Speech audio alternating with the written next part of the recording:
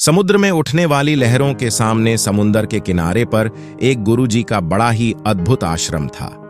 जितना अद्भुत आश्रम था, उससे कहीं ज्यादा अद्भुत वहां पर रहने वाले गुरुजी थे। उस सन्यासी ने अपना पूरा जीवन विज्ञान और अध्यात्म के नाम लिख दिया था। संध्या के समय पास के ही गांव से कुछ युवक उस सन्यासी के उपदेश सुनने के लिए उस आश्रम में पहुंच जाते थे। एक दिन संध्या उपदेश में एक युवक ने गुरुजी से एक सवाल किया। उसने कहा कि गुरुदेव, मन बड़ा ही विचित्र है।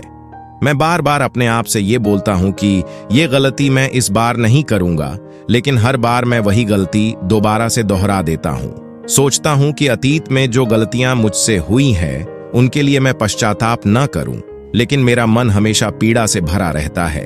आप कहते हैं कि ध्यान सब दुखों को मिटा देगा, लेकिन मैं रोज ध्यान करता हूं, लेकिन उस ध्यान का मुझे कोई फायदा नहीं मिलता। ऐसा क्यों होता है? मैं क्या करूं?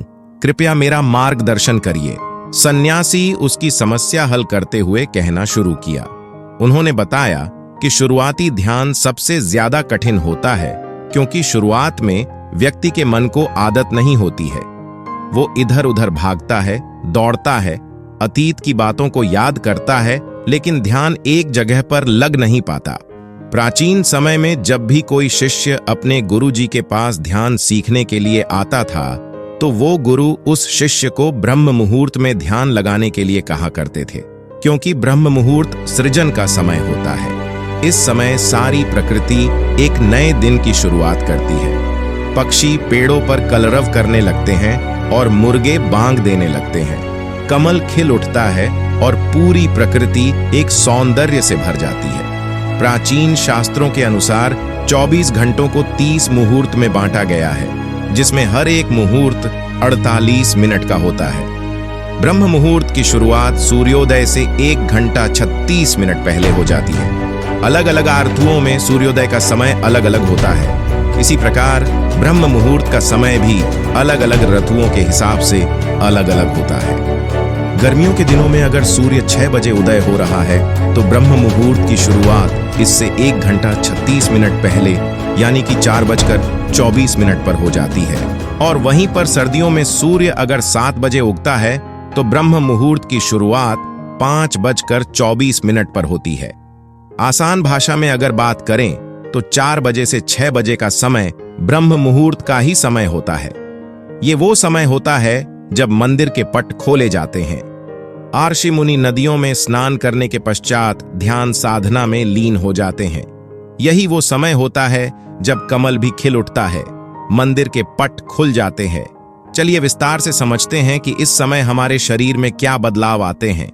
आयुर्वेद का कहना है कि मनुष्य का शरीर 3 ऊर्जाओं से यानी कि 3 दोषों से बना होता है: वात, पित्त और कफ। यही तीनों ऊर्जा हमें पूरी तरह से संचालित करती हैं।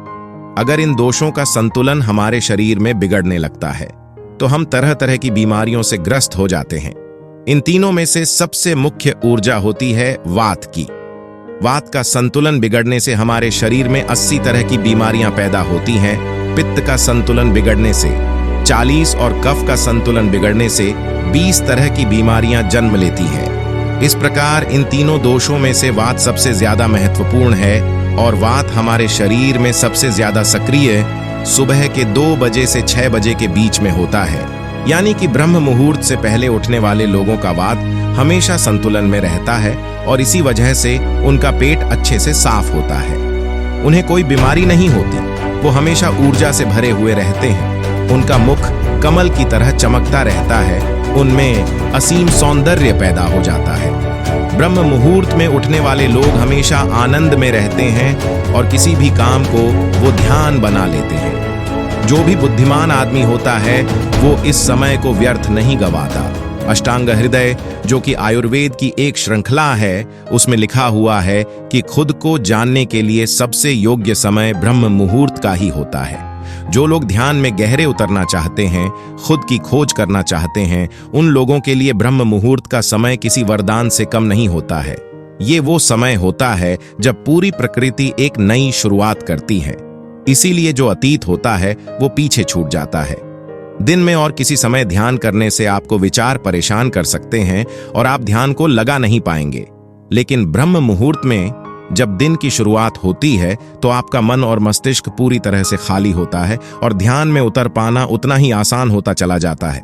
एक बार तथागत यानी कि बुद्ध के प्रिय शिष्य आनंद ने उनसे पूछा था कि हे तथागत, ब्रह्म मुहूर्त का समय आपके लिए कितना महत्वपूर्ण होता है।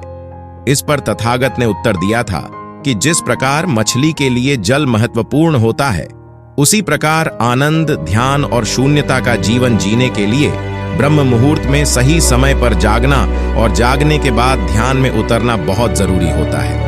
अगर आपकी यात्रा आनंद की तरफ नहीं है, आप दुखों में, कष्टों में अपना जीवन जीना चाहते हैं, तो आपके लिए ब्रह्म मुहूर्त का कोई महत्व नहीं है।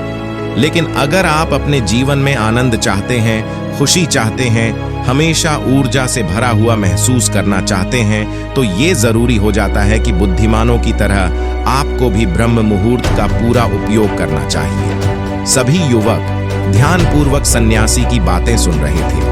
सन्यासी ने ब्रह्म मुहूर्त पर वैज्ञानिक दृष्टिकोण पेश करते हुए सभी युवकों को बताया कि हमारे मस्तिष्क के ऊपरी हिस्से पर पीनियल नाम की एक ग्रंथि होती है जो कि मेलाटोनिन नाम का एक हार्मोन रिलीज करती है, जो हमारे शरीर में आनंद की उत्पत्ति का कारण होता है।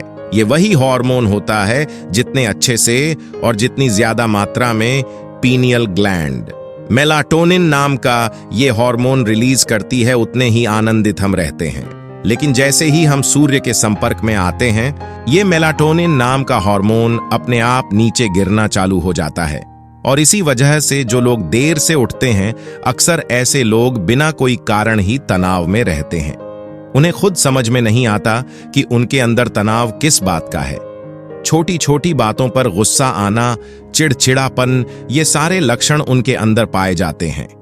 शरीर और मन, मस्तिष्क की ये सारी प्रक्रिया मेलाटोनिन नाम के हार्मोन का पीनियल ग्लैंड द्वारा ठीक से रिलीज ना हो पाना, इसी के कारण कुछ इंसानों का भाव ऐसा हो जाता है। ब्रह्म मुहूर्त के बाद का मुहूर्त समुद्रम नाम से जाना जाता है, जिसमें शरीर और मन की मूवमेंट होती है। इस समय पीठ पर सूर्य की किरणें सीधी आती हैं और सेरोटोनिन नाम का एक हार्मोन रिलीज होता है, जो हमारे मन और मस्तिष्क में ऊर्जा पैदा करता है, एक ताजगी पैदा करता है, जिससे हम दिन के सभी काम कर पाते हैं। चरक संहिता में लिखा हुआ है कि जो व्यक्ति रोजाना ब्रह्म मुहूर्त में उठता है, उसकी उम्र बढ़ने की रफ्तार धीमी हो जाती है। यानी जिन लोगों के चेहरे पर समय से पहले झुर्रियां आने लगी हैं, उनके बाल पकने लगे हैं। ऐसे लोग अगर नियमित रूप से ब्रह्म मुहूर्त में जागने का अभ्यास करें, तो कुछ ही समय में वो पाएंगे कि उनके चेहरे की झुर्रियां और उनके बाल पूरी तरह से ठीक हो चुके हैं। एक युवक ने सन्यासी से सवाल किया कि गुरुदेव, कुछ लोग ब्रह्म मुहूर्त में नहीं उठ पाते हैं, ऐसे लोग किस प्रकार ब्रह्म मुहूर्त में उठने का अभ्यास कर सकते हैं? कृपया करके उसके बारे में मार्गदर्शन करें। सन्यासी ने कहना शुरू किया कि ब्रह्म मुहूर्त में जागने के लिए जरूरी हो जाता है कि पिछली रात्रि आप सही समय पर निद्रा में चले जाएं। अगर आप सही समय पर नींद नहीं लेंगे, तो आप ब्रह्म मुहूर्त में पूरी ऊर्जा के साथ नहीं उठ पाएंगे। आप ब्रह्म मुहूर्त में उठने के बाद भी थका थका महसूस करेंगे। आपको नींद आएंगी, झपकी आएंगी और आप पूरी तरह से ध्यान नहीं लगा पाएंगे। इसलिए जरूरी हो जाता है कि ब्रह्म मुहूर्त के समय का पूर्णतः उपयोग करने के लिए आप योग निद्रा का अभ्यास करें। योग निद्रा में नींद गहरी होती चली जाती है और कुछ ही समय में आपकी नींद पूरी हो जाती है और आपकी नींद पहले से ज्यादा अच्छी और गहरी होती जाएगी। युवक ने अगला सवाल पूछा कि गुरुदेव, ब्रह्म मुहूर्त में किस प्रकार की दिनचर्या का पालन करना चाहिए? सुबह उठते ही सबसे पहले क्या करना चाहिए और किस प्रकार ब्रह्म मुहूर्त के समय का पूरी तरह से उपयोग करना चाहिए? सन्यासी ने सबको चेतावनी देते हुए समझाया कि जितने भी योगी महात्मा होते हैं, सन्यासी होते हैं, वो ब्रह्म मुहूर्त में स्नान आदि करने के बाद सीधा ध्यान में बैठते हैं, क्योंकि इस समय ध्यान करना सबसे आसान होता है। विचारों का भटकाव सबसे कम होता है, क्योंकि इस समय दिन की शुरुआत हो रही होती है, नया सृजन हो रहा होता है। इस समय पूरा वातावरण शून्यता से भरा होता है, तो इस समय 15 मिनट का किया हुआ ध्यान पूरे दिन में 2 घंटे किए हुए ध्यान के बराबर हो जाता है। आप सिर्फ 15 मिनट ध्यान करने के बाद वही अनुभव कर पाएंगे जो एक योगी गहरे ध्यान में जाने के बाद अनुभव करता है। तो सबसे पहले ब्रह्म मुहूर्त में उठने के बाद स्नान और शौच इत्यादि करने के बाद सीधे ध्यान में प्रवेश कर ले। कोई भी ध्यान आप कर रहे हो, किसी भी प्रकार का आप ध्यान कर रहे हो, इससे कोई मायने नहीं है। जिसका भी आप पालन करते हो उसका ब्रह्म मुहूर्त में उठते ही पालन करने का अभ्यास करें और कुछ ही समय बाद आप खुद ही ये अनुभव करेंगे कि आप कितने गहरे आनंद को प्राप्त कर चुके हैं। आप इतने गहरे ध्यान को कभी अनुभव नहीं कर पाएंगे जितना गहरा ध्यान आप ब्रह्म मुहूर्त में अनुभव कर सकते हैं। जिन लोगों ने ध्यान की यात्रा की सिर्फ शुरुआत की है या फिर जो शुरुआत करना चाहते हैं, उनके लिए तो ब्रह्म मुहूर्त बहुत ही वरदान साबित होगा। सन्यासी ने आगे बताया कि कुछ लोग ब्रह्म मुहूर्त में जागने के बाद भी उस समय का सही उपयोग नहीं करते हैं। कुछ लोग अपना मोबाइल फोन यूज करने लगते हैं, तो कुछ लोग किसी से बातें करने लगते हैं। लेकिन इस समय अगर आपका टहलने का मन हो रहा है ध्यान करने के बाद, तो आप अपने चप्पल या जूते निकालकर हरी घास पर घूमें। इससे आपकी त्वचा और आपकी आंखों को बहुत ही लाभकारी फायदे मिलेंगे। ध्यान और योग आसन करने के बाद एक व्यक्ति को शारीरिक अभ्यास जरूर करना चाहिए, क्योंकि ब्रह्म मुहूर्त में जब हमारे शरीर से पसीना निकलता है तो हमारे रक्त तक शुद्ध वायु यानी कि ऑक्सीजन पहुंचती है, जो हमारे रक्त संचार को बेहतर कर देती है और हमारे शरीर की सारी गंदगी बाहर आ जाती है। शारीरिक अभ्यास करने के बाद आप पूरे दिन चुस्त रहेंगे। आप बिल्कुल भी आलस्य नहीं करेंगे, थका थका महसूस नहीं करेंगे। जिससे भी मिलेंगे जिंदा दिली से मिलेंगे, लोग खुश हो जाएंगे। आपके पास बैठकर आपसे बातें करके लोग मंत्र मुग्ध हो जाएंगे और यही सफलता का सबसे बड़ा मंत्र होता है। जो लोग सुबह उठकर ध्यान और शारीरिक अभ्यास मात्र कर लेते हैं, वो जीवन में बड़ी से बड़ी उपलब्धियां हासिल कर सकते हैं। आखिर में सन्यासी ने सभी युवकों को समझाते हुए कहा कि ब्रह्म मुहूर्त का समय हमारे जीवन का सबसे कीमती समय होता है, इसीलिए इस समय को दूसरी गतिविधियों में बर्बाद मत करो। इस समय को तुम अपनी आध्यात्मिक और मानसिक उन्नति के लिए बहुत अच्छे से इस्तेमाल कर सकते हो और इसका सदुपयोग कर सकते हो। इसके बाद सन्यासी सभी को प्रणाम करके वहां से प्रस्थान कर गए। तो दोस्तों, उम्मीद करता हूं आपको इस कहानी से एक अच्छी सीख मिली होगी। यह कहानी आपको कैसी लगी हमें कमेंट बॉक्स में कमेंट करके जरूर बताएं और इस कहानी को अपने दोस्तों के साथ जरूर शेयर करें और हमारे चैनल को सब्सक्राइब जरूर कर ले। वीडियो देखने के लिए धन्यवाद। मिलते हैं फिर अगले वीडियो में।